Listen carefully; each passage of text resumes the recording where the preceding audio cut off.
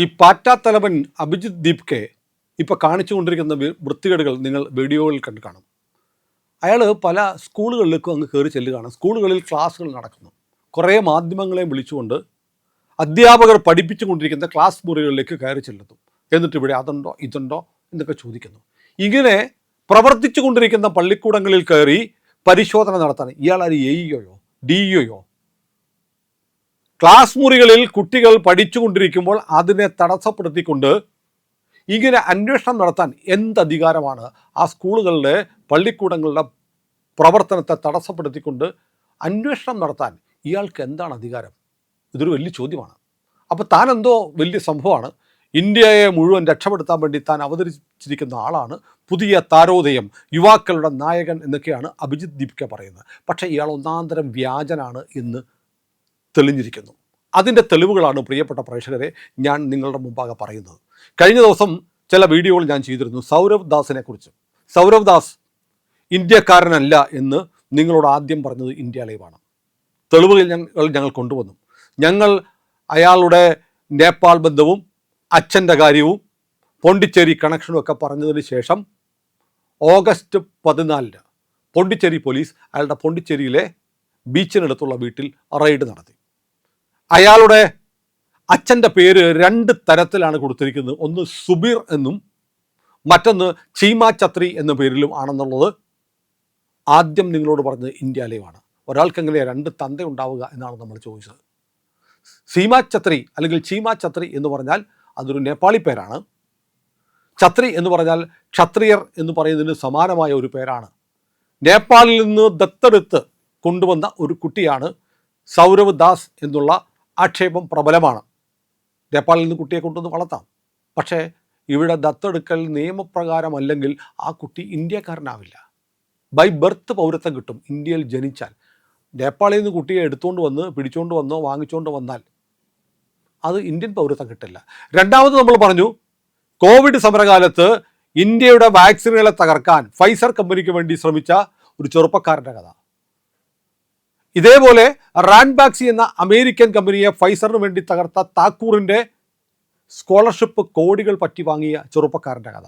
അയാൾ ഇപ്പോൾ ഗ്രേറ്റർ കൈലാസ്, ദില്ലിയിലെ ഏറ്റവും സമ്പന്നർ താമസിക്കുന്ന ഗ്രേറ്റർ കൈലാസിൽ മാസം ലക്ഷങ്ങൾ വാടകയുള്ള വീട്ടിൽ താമസിക്കുന്നതിനെ കുറിച്ച് പറഞ്ഞു. അയാളുടെ പേര് സൗരവ് ദാസ് എന്നാണ് എന്നതും നമ്മൾ പറഞ്ഞു. അങ്ങനെ CJP എന്ന് പറയുന്ന ഈ കൂട്ടത്തിൻ്റെ തലവന്മാരിലെ പ്രമുഖനായ സൗരവ് ദാസിനെ കുറിച്ചുള്ള കഥകൾ മലയാളത്തിൽ സവിസ്തരം നിങ്ങളോട് പറഞ്ഞ ഏക മാധ്യമം ഇന്ത്യ ലൈവാണ്. ഇന്നിപ്പോൾ ഞങ്ങൾ അഭിജിത്ത് ദീപ്കെ എന്ന് പറയുന്ന ഇതിൻ്റെ സ്ഥാപകനെ കുറിച്ച് പറയാൻ പോവുകയാണ്. വെറുതെ ഒന്നുമല്ല, കൃത്യമായ തെളിവുകളോടെ ആധികാരികമായി പറയുന്നു. ഇന്ത്യയെ തകർക്കാൻ വന്നിരിക്കുന്ന അമേരിക്കൻ ഡീപ് സ്റ്റേറ്റിൻ്റെ ചട്ടുകമാണ് സൗരവ് ദാസും അഭിജിത്ത് ദീപ്കയും എന്നു സ്ഥാപിക്കുന്ന തരത്തിലുള്ള ചില വിവരങ്ങളാണ് ഞാൻ നിങ്ങൾക്ക് കൈമാറുന്നത്. ഇതൊരു തുടക്കമാണ്. ഇതിൻ്റെ തുടർ പരമ്പരകൾ വരും ദിവസങ്ങളിലുണ്ടാവും. അഭിജിത്ത് ദീപ്കെ ആരായിരുന്നു? അഭിജിത്ത് ദീപ്കെ ഇന്ത്യയിൽ നിന്ന് പോകുന്നതിന് മുമ്പ് ആം ആദ്മി പാർട്ടിയുടെ നേതാവായിരുന്നു. തർക്കമില്ലല്ലോ. ആം ആദ്മി പാർട്ടി പ്രവർത്തിച്ചിട്ടുണ്ട് താനെന്ന് അഭിജിത്ത് ദീപ്കെ സമ്മതിച്ചിട്ടുണ്ട് എന്ന് മാത്രമല്ല, ദില്ലി ഉപമുഖ്യമന്ത്രിയായിരുന്ന മനീഷ് സിസോദിയുടെ റൈറ്റ് ഹാൻഡ് ആയിരുന്നു, വലം കൈയായിരുന്നു. ആം ആദ്മി പാർട്ടിയുടെ സോഷ്യൽ മീഡിയ നോക്കിയിരുന്നത് അഭിജിത്ത് ദീപ്കെ ആയിരുന്നു. എന്നിട്ട് വളരെ പെട്ടെന്ന് അയാൾ അമേരിക്കയ്ക്ക് പോകുന്നു. മഹാരാഷ്ട്ര വ്യവസായ വികസന കോർപ്പറേഷനിലെ ഒരു ജൂനിയർ എഞ്ചിനീയറിൻ്റെ മകനാണ് അഭിജിത്ത് ദീപ്കെ. അയാളുടെ ശമ്പളം 65,000 രൂപയാണ്. 65,000 രൂപ മാത്രം വരുമാനമുള്ള ഒരാൾക്ക് മകനെ അമേരിക്കയിൽ വിട്ട് കോടികൾ മുടക്കി പഠിപ്പിക്കാൻ കഴിയുമോ എന്നുള്ള ചോദ്യം വന്നു. അയാൾക്ക് സ്കോളർഷിപ്പോ മറ്റോ കിട്ടിയിട്ടുണ്ടെങ്കിൽ അതിൻ്റെ രേഖകൾ ഹാജരാക്കാൻ പറഞ്ഞു.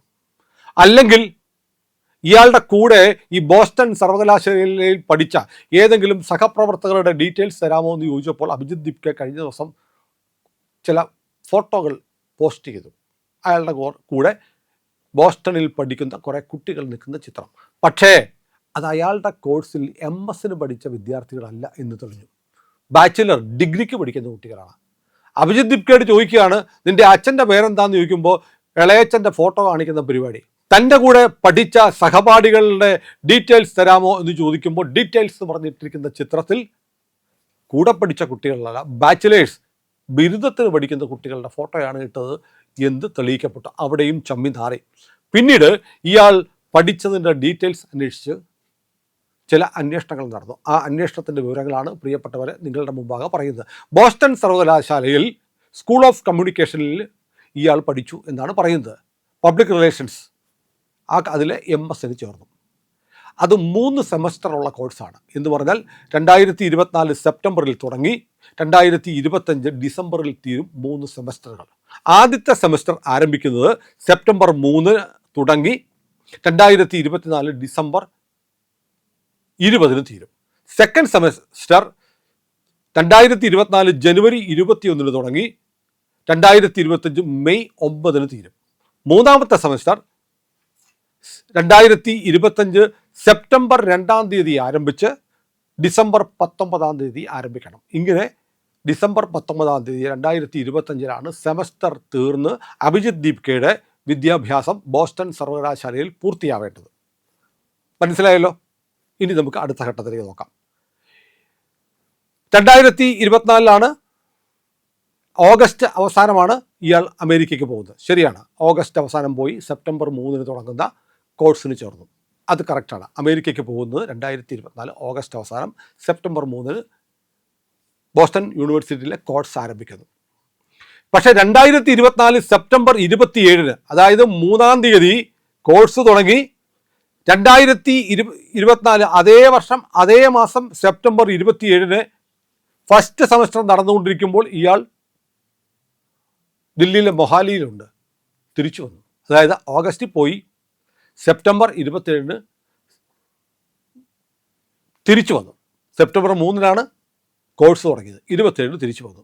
എന്നിട്ട് നവംബർ 18 വീണ്ടും US പോയി. 2024 ഡിസംബർ 11 ഇയാളുടെ ഒരു ട്വിറ്ററിലുണ്ട്. അമേരിക്കയിലെ വിമാനത്താവളത്തിൽ ഇരുന്നിട്ട് ഇയാൾ ഒരു ട്വീറ്റ് ചെയ്തിരിക്കുന്നു. ഒരു സോഷ്യൽ മീഡിയയിൽ എഴുതിയിരിക്കുകയാണ്, ആം ആദ്മി പാർട്ടിയുടെ പ്രചാരണത്തിനായി ഞാൻ തിരിച്ചു വരുന്നു. അങ്ങനെ തിരിച്ചു വന്നു, പ്രചാരണം നടത്തി. 2025 ഫെബ്രുവരി 3 ഇയാൾ വീണ്ടും ട്വിറ്ററിൽ എഴുതിയിട്ടുണ്ട്, ആം ആദ്മി പാർട്ടിക്ക് വേണ്ടി ഞാൻ ഡൽഹിയിൽ കഠിനമായ പ്രചാരണം നടത്തി എന്ന് ഇയാൾ തന്നെ പോസ്റ്റ് ചെയ്തിട്ടുണ്ട്. അതായത് 2024 ഡിസംബർ 12 മുതൽ ഫെബ്രുവരി 2025 ഫെബ്രുവരി 12 വരെ അഭിജിത്ത് ദീപ്ക ഇന്ത്യയിലായിരുന്നു. ബോസ്റ്റണിൽ പഠിക്കുന്നു. ബോസ്റ്റണിൽ 1-2 സെമസ്റ്റർ പഠിച്ചുകൊണ്ടിരിക്കുന്ന സമയത്ത് അയാൾ ആം ആദ്മി പാർട്ടിയുടെ പ്രചരണത്തിന് വേണ്ടി ഫെബ്രുവരി 2025 വരെ ഇന്ത്യയിലുണ്ടായിരുന്നു. എന്ന് പറഞ്ഞാൽ ഫസ്റ്റ് സെമസ്റ്റർ പരീക്ഷ ഡിസംബർ 11 മുതൽ 19 വരെ നടന്ന 1ാം സെമസ്റ്റർ പരീക്ഷ എഴുതിയില്ല. ജനുവരി 21 തുടങ്ങിയ സെക്കൻഡ് സെമസ്റ്റർ പരീക്ഷയ്ക്കും ഹാജരായില്ല. അപ്പോൾ പഠിക്കാൻ പോയ ആൾ അമേരിക്കയിൽ 2 തവണ പോയിട്ട് തിരിച്ച് ഇന്ത്യയിൽ വന്ന് ആം ആദ്മി പാർട്ടിയുടെ പ്രചാരണത്തിനുണ്ടായിരുന്നു, പരീക്ഷകളും എഴുതിയില്ല. 3ാമത്തെ സെമസ്റ്റർ അതായത് 2025 സെപ്റ്റംബർ 2 തുടങ്ങി ഡിസംബർ 19 തീരുന്ന 3ാമത്തെ സെമസ്റ്ററിൽ ഇയാൾ അമേരിക്കയിലുണ്ട്. 3ാമത്തെ സെമസ്റ്ററിൽ അയാൾ പഠിക്കുന്ന വിഷയങ്ങളുടെ ശ്രദ്ധിക്കണം. രാഷ്ട്രീയ പ്രചാരണം, സോഷ്യൽ മീഡിയ സ്ട്രാറ്റജി, സാമൂഹ്യ മാധ്യമങ്ങളിലൂടെ എങ്ങനെയൊക്കെ പ്രചാരണം നടത്താം, NGOകൾ നോൺ ഗവൺമെൻറ്റൽ ഓർഗനൈസേഷനുകൾ ഉണ്ടാക്കുക, അതായത് CJP പോലെയുള്ള പാർട്ടികൾ ഉണ്ടാക്കുക. ഈ കാര്യങ്ങളാണ് അയാൾ 3ാമത്തെ സെമസ്റ്ററിൽ പഠിച്ചത്. അങ്ങനെ അയാളുടെ course 2025 December 19 1ാമത്തെയും 2ാമത്തെയും semester എഴുതാതെ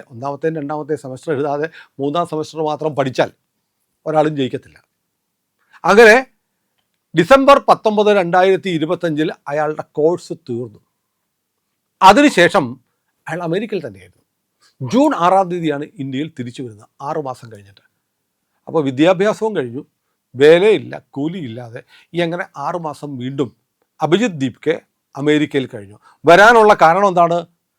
chief justice of India ഒരു കേസ് പരിഗണിക്കെ വ്യാജ നിയമ ബിരുദധാരികളായ ആളുകൾ, വ്യാജ വക്കീലന്മാർ സിസ്റ്റത്തെ കാർന്നു തിന്നുന്ന പാറ്റകളായി മാറിയിരിക്കുന്നു എന്ന് പറഞ്ഞ ഒരു പ്രയോഗമെടുത്ത് ചെറുപ്പക്കാരെ മുഴുവൻ പാറ്റകളെന്നും മടിയന്മാരെന്നും വിളിച്ചു എന്ന തരത്തിൽ ഇയാൾ അമേരിക്കയിലിരുന്ന് ഒരു ട്വീറ്റ് കോക്രോച്ച് ജനതാ പാർട്ടി എന്ന് പറഞ്ഞ ഒരു സോഷ്യൽ മീഡിയ ഹാൻഡിൽ ഉണ്ടാക്കി അതിൻ്റെ ചുവട് പിടിച്ച് ഇയാൾ തിരിച്ചു വരുന്നു.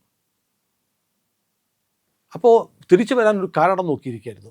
6 മാസം എങ്ങനെ അവിടെ നിന്നു? 6 മാസമല്ല, ഈ നീണ്ട കാലയളവ് മുഴുവൻ അമേരിക്കയിൽ നിൽക്കുകയും അമേരിക്കയിൽ നിന്ന് പോയി വരികയും ഒക്കെ ചെയ്യാനുള്ള പണം എവിടെയെന്നുള്ള ചോദ്യമുണ്ട്. പക്ഷേ ഇത് മൊത്തത്തിൽ നോക്കുമ്പോൾ ഇയാൾ പഠിക്കാനാണോ അമേരിക്കയിൽ പോയി ബോസ്റ്റണിൽ പോയത്? അല്ല.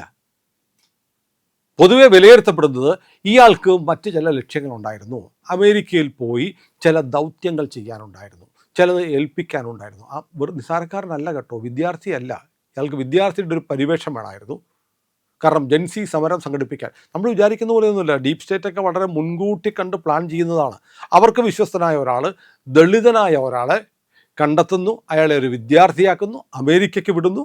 അവിടെ വെച്ച് അയാൾക്ക് ഇത്തരം ടൂൾ കിറ്റുകളിൽ പരിശീലനം കൊടുക്കുന്നു. റിജീം ചേഞ്ച്, ഭരണമാറ്റം എങ്ങനെ നടത്താം, ഭരണകൂടങ്ങളെ എങ്ങനെ അട്ടിമറിക്കാം എന്നതിനെ സംബന്ധിച്ചുള്ള പദ്ധതികളിൽ ഭാഗമാക്കാക്കുന്നു. എന്നിട്ട് ഒരു സന്ദർഭം വന്നപ്പോൾ കൃത്യമായി അത് എൻകാഷ് ചെയ്ത് ഇന്ത്യയിലേക്ക് കൊണ്ടുവന്ന് ഇവിടെ ലോഞ്ച് ചെയ്യുന്നു. ഇതിനുള്ള എല്ലാ സാധ്യതകളും വ്യക്തമാണ്. ഇവിടെയാണ് അഭിജിത് ദീപ്കയോട് ചോദിക്കുന്നത്, നിങ്ങളുടെ ഡിഗ്രി സർട്ടിഫിക്കറ്റ് കാണിക്കാമോ എന്ന് ചോദിക്കുമ്പോൾ നരേന്ദ്രമോദിയുടെ ഡിഗ്രി സർട്ടിഫിക്കറ്റ് കാണിച്ചാൽ കാണിക്കാം എന്ന് പറയുന്നത്. സൗരവ് ദാസിനോട് ചോദിക്കുന്നു, നിങ്ങൾ ഗ്രേറ്റർ കൈലാഷിൽ താമസിക്കുന്ന വീട്, അതിൻ്റെ ഉടമസ്ഥൻ മരിച്ചിട്ട് 3 വർഷമായി, പിന്നെ ആരാണ് നിങ്ങൾക്ക് വാടക കരാർ ഒപ്പിട്ട് തന്നത്? ആ വാടക കരാർ ഒന്ന് കാണിക്കാമെന്ന് ചോദിക്കുമ്പോൾ മോദിയുടെ ഡിഗ്രി കാണിക്കേ. മറുപടി അതാണ്. അതല്ലാതെ ഇവരെ സംബന്ധിച്ച കാര്യങ്ങൾ ഇവർക്ക് വെളിപ്പെടുത്താൻ കഴിയില്ല. സൗരവദാസ് ആണെങ്കിൽ റൈറ്റ് ടു ഇൻഫർമേഷൻ ആക്ടിവിസ്റ്റാണ്, വിവരാവകാശ പ്രവർത്തകൻ. രാജ്യത്തുള്ള എല്ലാ വിവരങ്ങളും അദ്ദേഹത്തിന് അറിയണം. പക്ഷേ അദ്ദേഹത്തിൻ്റെ വിവരം ഉണ്ടല്ലോ, വളരെ സിമ്പിളാണ്. ഈ വാടക കരാർ ഒപ്പിട്ടിരിക്കുന്നത് ആരുമായിട്ടാണ് എന്ന് ചോദിച്ചാൽ അത് മാത്രം പറയത്തില്ല. അതിന് എത്രയാണ് വാടക എന്ന് ചോദിച്ചാൽ അത് പറയില്ല. ഈ വാടക കൊടുക്കാനുള്ള ഇൻകം നിങ്ങൾക്ക് എവിടെ നിന്നാണ് എന്ന് ചോദിച്ചാൽ അത് പറയില്ല. എങ്ങനെയുണ്ട്? ഇതാണ് നമ്മുടെ CJP പാർട്ടിയുടെ നേതാക്കന്മാരുടെ ചരിത്രം. ഏതായാലും ഒരു കാര്യം ഉറപ്പാണ്, ഏറ്റവും വ്യക്തമായി നമുക്ക് ബോധ്യപ്പെടുന്ന ഒരു കാര്യം, ഇയാൾ അന്ന് ആം ആദ്മി പാർട്ടി ആയിരുന്നെങ്കിൽ ഇപ്പോഴും ആം ആദ്മി പാർട്ടിയാണ്. ബോസ്റ്റണിൽ പോയതിനു ശേഷവും ഇയാൾ സെമസ്റ്ററുകൾ സ്കിപ്പ് ചെയ്ത് വന്നത് ആം ആദ്മി പാർട്ടിയുടെ ഡൽഹി ഇലക്ഷന് വേണ്ടി പ്രവർത്തിക്കാനാണ്. ആ ആം ആദ്മി പാർട്ടി ഒരിക്കലും അയാൾ ഉപേക്ഷിച്ചതായി ഒരിടത്തും പറയുന്നില്ല. അരവിന്ദ് കെജ്രിവാൾ എന്ന് പറയുന്ന മനുഷ്യനെ സംബന്ധിച്ച് വലിയൊരു പ്രതീകമായിരുന്നല്ലോ. നിസ്വാർത്ഥമായ രാഷ്ട്രീയം, അഴിമതിരഹിതമായ പ്രതിച്ഛായ, ഇതൊക്കെ ഉണ്ടായിരുന്ന തകർന്നടിഞ്ഞു. ഏറ്റവും വലിയ ഡൽഹി കണ്ട ഏറ്റവും വലിയ അഴിമതി സർക്കാരായിരുന്നു. ഇയാൾ വള്ളിച്ചെരുപ്പും വളരെ ലൂസായ ഷർട്ടും ഇട്ട് ഒരു ഓട്ടോറിക്ഷയിൽ കയറി പോകുന്ന വീഡിയോസ് നിങ്ങളും കണ്ടു കാണും. പക്ഷേ അതിൻ്റെ തൊട്ട് മുമ്പ് എവിടെ നിന്നാണ് ഇയാൾ ഇറങ്ങി വരുന്നത് എന്ന് കാണിച്ചിട്ടുണ്ടോ? പഞ്ചനക്ഷത്ര ഹോട്ടലിൽ നിന്നാണ്. ഇയാളുടെ ബംഗ്ലാവ് ശീഷ് മഹൽ എന്നാണ് വിളിക്കപ്പെട്ടിരുന്നത്. സ്വർണത്തിൻ്റെ ടാപ്പുകൾ ഉണ്ടായിരുന്നു വീട്ടിൽ. കോടിക്കണക്കിന് രൂപ മുടക്കിയിട്ടാണ് ടോയ്ലറ്റ് വരെ ഉണ്ടാക്കിയത്. സ്വർണ്ണ ശൗചാലയം, ക്ലോസറ്റുകൾ, പൈപ്പുകൾ, ഫിറ്റിങ്സ് ഒക്കെ ഗോൾഡായിരുന്നു. അതിപ്പോൾ മ്യൂസിയം ആക്കാൻ പോവുക ഡൽഹി സർക്കാർ. അങ്ങനെ ഒരു വലിയ പ്രതിച്ഛായ ഉണ്ടാക്കിയെടുത്ത് തവിടുപൊടിയായിപ്പോയി. അതുപോലെ മോദി എന്ന് പറയുന്ന ഭാരതത്തിൻ്റെ പ്രധാനമന്ത്രിയുടെ ഇമേജ് തകർക്കണം, എന്നിട്ട് യൂത്തിനെ മുഴുവൻ എതിരാക്കണം. അതിന് പക വീട്ടാൻ വേണ്ടി ഇറക്കിയ ടൂളുകളിൽ ഒന്നാണ് അഭിജിത് ദീപ്കെ, സൗരവ് ദാസ്, പിന്നെ ഈ CJP എന്ന് ഓരോ നിമിഷവും വെളിവായിക്കൊണ്ടിരിക്കുകയാണ്. നോക്കൂ, നമ്മുടെ രാജ്യത്തേക്ക് ലോകരാഷ്ട്ര തലവന്മാർ വരികയാണ്. സെപ്റ്റംബർ 12 ബ്രിക്സ് ഉച്ചകോടി നടക്കാൻ പോകുന്നു. റഷ്യൻ പ്രസിഡൻറ്റും ചൈനീസ് പ്രസിഡൻറ്റും ബ്രസീൽ പ്രസിഡൻറ്റും ഒക്കെ വരികയാണ്. ഇറാൻ്റെ പ്രസിഡൻറ്റും ഒക്കെ വരികയാണ്. അതിന് 2 ദിവസം മുമ്പ് ജന്തർ മന്ദിറിൽ വീണ്ടും സമരം പ്രഖ്യാപിച്ചിട്ടുണ്ട്. സമരത്തിന് കാരണമൊന്നും കിട്ടിയിട്ടില്ല. ജന്തർ മന്ദിറിൽ ഞങ്ങൾ സമരം 10-ാം തീയതി തുടങ്ങും. എന്തിനാണ് അത് പിന്നെ പറയാം. ലക്ഷ്യം എന്താണ്? ലോകരാഷ്ട്ര തലവന്മാർ ഇന്ത്യയിലേക്ക് വരുന്നതിന് തൊട്ടു മുമ്പ് ഇന്ത്യയിൽ കുഴപ്പമാണ് എന്ന് സ്ഥാപിക്കുക. CJP എന്ന് പറയുന്ന പാർട്ടിയുടെ പ്രഖ്യാപിത ലക്ഷ്യം ഇന്ത്യയെ തകർക്കുക, നരേന്ദ്രമോദിയെ തകർക്കുക എന്നത് മാത്രമാണ്. മഹാരാഷ്ട്രയിലാണല്ലോ ഇയാൾ പള്ളിക്കൂടങ്ങൾ കയറുന്നത്. മറ്റ് സംസ്ഥാനങ്ങളിലെ പള്ളിക്കൂടം, കേരളത്തിലില്ലേ ഏകാധ്യാപക വിദ്യാലയങ്ങൾ? തമിഴ്നാട്ടിലില്ലേ? എന്താ പോകാത്തത്? ഹിമാചലിലില്ലേ? കർണാടകയിലില്ലേ? ജാർഖണ്ഡിലെ ഇപ്പോൾ വലിയ സമരം നടക്കുന്ന ജാർഖണ്ഡിൽ ഇത്ര വലിയ സമരം നടന്നിട്ട് അമേരിക്കയിൽ നിന്ന് ഡൽഹിയിലേക്ക് പലതവണ വരാൻ കഴിയുന്ന അഭിജിത്ത് ദീപികയ്ക്ക് എന്തുകൊണ്ടാണ് ഒരു തവണ പോലും ജാർഖണ്ഡിൽ പോയി അവിടുത്തെ വിദ്യാർത്ഥികൾ നടത്തിക്കൊണ്ടിരുന്ന സമരത്തിന് ഐക്യദാർഢ്യം പ്രഖ്യാപിക്കാൻ കഴിയാതിരുന്നത്? എന്തുകൊണ്ടാണ് രാഹുൽ ഗാന്ധിക്കും പ്രിയങ്ക ഗാന്ധിക്കും ഒരു തവണ അവിടെ പോകാൻ കഴിയാതിരുന്നത്? ഉറപ്പല്ലേ ബി ജെ പി അല്ല ഭരിക്കുന്നത്, ബി ജെ പിക്കെതിരാണ്, ബി ജെ പിക്കെതിരെ മാത്രമാണ് ഈ മൂവ്മെൻറ്റ്. എന്നിട്ട് പേര് പറയും വിദ്യാർത്ഥികൾക്ക് വേണ്ടിയാണ്, യുവാക്കൾക്ക് വേണ്ടിയിട്ടാണ്. ഇവരുടെ മുഖം മൂടി ഓരോ നിമിഷവും തുറന്നു കാട്ടുന്ന ജോലി രാജ്യത്തിന് വേണ്ടിയുള്ള, രാജ്യസുരക്ഷയ്ക്ക് വേണ്ടിയുള്ള ഒരു കടമയായി ഞങ്ങൾ കരുതുന്നു. ഇനിയും പുതിയ വിവരങ്ങൾ ഞങ്ങൾ കണ്ടെത്തും, നിങ്ങളോട് പറയും. നിങ്ങളിത് മറ്റുള്ളവരോട് പറയണം. ഇവരുടെ ലക്ഷ്യം അനാർക്കിസമാണ്, രാജ്യത്തെ തകർക്കലാണ്. ഇത് ഉറക്കെ പറയാൻ ഞങ്ങൾക്ക് കഴിയുന്നത് പ്രിയപ്പെട്ടവരെ നിങ്ങൾ കൂടെ ഉള്ളതുകൊണ്ടാണ്. ഉറപ്പായും ഇന്ത്യ ലൈവിനെ സപ്പോർട്ട് ചെയ്യുക. നമ്മുടെ ചാനൽ കണ്ടിട്ടും സബ്സ്ക്രൈബ് ചെയ്യാത്തവർ ഇന്ന് തന്നെ ചെയ്യണേ.